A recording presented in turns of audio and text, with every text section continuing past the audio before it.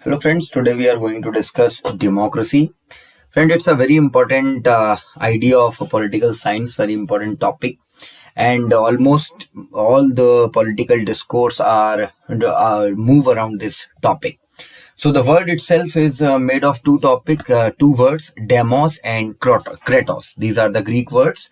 Demos stands for the people. The literal English translation of the demos is people, and kratos or kreshis, it stands for the rule. It means the rule by the people for themselves. Friends, democracy is not a very we can say not a very young idea or new idea. The scratches of democracy are found in ancient Greeks and also in the early Indian system of governance. In the modern times, almost there are more than 200 countries and almost 130 countries are recognized themselves as have put themselves as the democratic countries, and United Nations have gave them the recognition. And it's a very important idea of current times. The countries which are not considered democratic in nature, definitely the economic conditions of those countries are not good in the modern times. So it is believed that the idea of democracy was evolved in the 5th century BCE and was mainly found in the Greek cities like Athens. Okay. So, if we talk about the roots of democracy in India, so democracy is found in the roots of the Indian culture itself. In the modern times, in the Vedas and many other literatures, there is a mentioning about Sabhas and Samitis, in which the members of these Sabhas and Samitis were chosen by the people amongst from themselves, and they used to be the members of the advisory council of the king itself. Okay. And that assembly, or we can say the Sabha or Samiti, was bestowed with the powers to overthrow a king. Okay. So this shows how politics was at that time, because people together used to settle the decisions of the Sabha and Samiti. First of all, people used to make the decisions at local level through their representatives, and then those ideas were propagated to the kings for further readings and further decisions on them. So ultimately we can say that the roots of democracy are very deep in the Indian culture, and it have a very long legacy. Okay. So what are the features of democracy? When we say, okay, in this particular country there is a rule by the people, there is democracy. So what are the features of those democracy? So first feature is the respect for human rights. For any country to be democratic in nature, there has to be provided the protection of basic human rights, like the rights, we can say the right to life, right of expression, right of enjoying religious liberty, we can say. So these are some basic fundamental human rights, also mentioned in the Constitution of India, also mentioned in the various constitutions around the world, like the United States, Ireland, whatever the countries having written constitution or verbal instructions in this regard. Or we can say many religious or political scholars in the past have also established this idea of protection of human rights. So the rights of every individual should be protected in a democracy, whether those are strong rights as the right of life, right of religious liberty, right of expression, or we can say the weak rights, like the right to voting, right to gathering. These we are considered as the weak rights in comparison to the strong rights. Okay. So there has to be a respect of basic human rights. Second most important feature for any democracy is the multi-party system. There should be a two-party, three-party, four-party, or more than that. Political parties should exist in any democratic system, we can say. And why?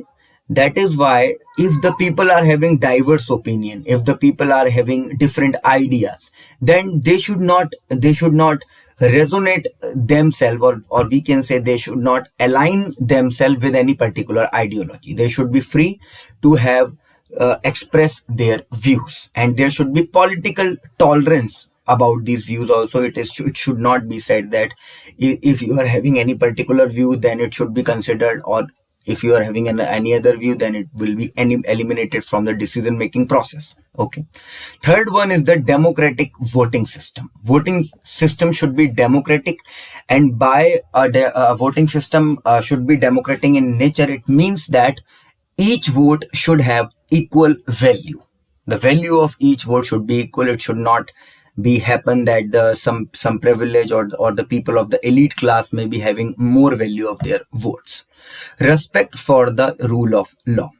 Even though a government is chosen by the people for themselves, but it should not happen. Those who have opposed that particular government, they should be treated humanely. There should be a rule of law, and that law should be equal for all. Fifth one is the democratic governance. The idea, the style of governance should be democratic in nature. The benefits of the governance should reach to all. There should be an equal treatment of equal law. Okay. Sixth one is that citizen participation. There should be a participation of the citizens in decision making process. The opinions, the ideas of the people should be heard, and they should be inculcated with the wide policy spectrum of any country. So these are the basic features of the democracy. They are very important in nature. Question can be asked from you. Okay, so you should remind this. Now, moving forward into the session, what are the democratic processes? What are the key democratic processes that should take place in any democratic system, so that we can say that the democracy is practiced out in a particular country? Okay, so control over government decision about policy is constitutionally vested in elected officials. Like many democracies all over the world in the modern times, there is a representative system of democracy. People elect their representatives, and those representatives, we can say, express the ideas of common people at an assembly, or we can say in the parliament. Okay, so the people, the power is directly vested in the people. Their rights, their beliefs, their ideas are placed in a parliament by their representative. So if this is the democratic practice which is established in the modern times, elected officials are chosen in frequent and fairly conducted elections. Elections should be periodic in nature. There should be a particular time frame in which the elections should be held. If we say that if any ruler of a country keep postponing the elections repeatedly, then we can say that that particular system is autocratic in nature.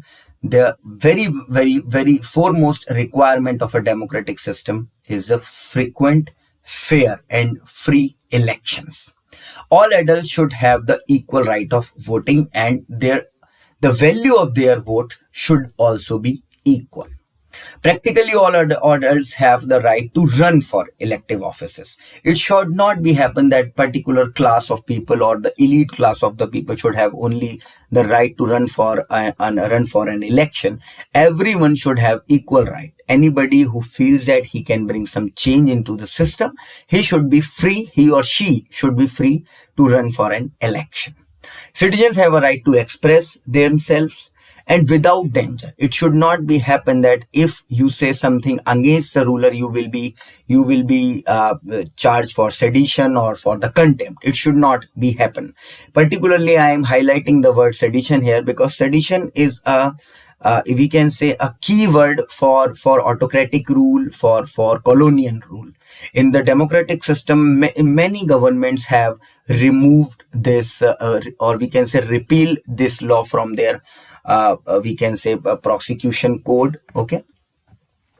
Citizens have a right to seek out alternative source of information. Whatever the information provided by the government to them, citizens should have the power to double check that information, or they can adopt alternative sources to avail that information. Very idea of the Right to Information Act that is prescribed in India from 2005, behind that law, or we can say behind that statute, the very idea of democracy is there. Citizens also have the right to form a relatively independent association. Like as mentioned in the Constitution of India, the people should have a right to form association, right to form groups. and it may be possible those the idea behind those groups or those association may be different from the ruling party, but the people should have the right to form those association. It is a very fundamental right, and it belongs to the category of strong rights. Okay. Elected officials are able to exercise their powers without fear of being overridden. Whatever the elected representatives of the people are making opinions about the policy of the government, or they are taking part in the decision making process, they should have that confidence into themselves that whatever the opinion they are making, whether it should be inculcated in the policy making or not, but it has an importance. Okay, it may not be possible that every idea maybe we can say may be taken in the broad spectrum of policy making, but every idea has its own importance. The policy is self-governing and able to act independently of constraints imposed by others. The political system should be self-governing, and we can say it should be organic in nature. Whatever the ideas, whatever the opinions coming out from the public, they should be attached with the decision-making process. And one more point I want to highlight here is the opposition. Opposition is also a very healthy process for any democratic system. So we can say that the diversified opinions are also important, and people should have the freedom of speak, freedom of expression, and publish dissenting views in the sense we can say the opposition views. It may be possible that some people may be having some dissenting ideas, some opposite opinions about any particular policy of the government, so they should be allowed to express themselves. It is very healthy process for any democracy. So friends, these are some features and the practices of a democratic system. Questions may be asked from you from these points. Now the important questions which we will consider here: features of the democracy. The question may be asked, which of the following is not a feature of the democracy, or which of the following is a feature of a democracy. Right here I have mentioned these points. It is very important to learn. Relationship, second question is very important. It is also analytical in nature. Relationship between democratic rule and protection of fundamental right. There is a very strong relationship between the democracy and the protection of fundamental right. But it may also be possible that at some instances, for the sake of saving a democratic system, there should be we can say suspension of fundamental rights or the violation of some rights of the people. But it has also be taken in the account that the idea of separation of powers, like the executive, judiciary, and the legislation, that separation of power plays a very important role. Suppose in the Indian context, we can say if there is a violation of fundamental rights by any legislation of the government or parliament, then Supreme Court is vested with the responsibilities to check those legislations of the government. If they are violating any fundamental right, then we can say then the Supreme Court can actually repeal that law, can actually suspend that legislation passed by the parliament. But at the same time, it is also important to see that if any particular statute of the government or the legislation passed by the parliament is important as per the need of the time, then Supreme Court can also allow that legislation. Third question, does a perfect democracy advocates absolute protection of fundamental rights? Yes, we can say the utopian democracy or the democracy of the dreams advocates absolute protection of fundamental rights in any situation. But it is practically not possible because there are the people who may have adopted the extremist way of expressing their ideas. Extremism. Okay, so to curtail that extremism, to control that extremism, it may be possible that some of the fundamental rights of some of the people may be curbed at particular time. So this is very important for you to understand. Constitutional provisions are also provided in this regard in the Constitution of India. So friends, that's all about the democracy. Thank you very much.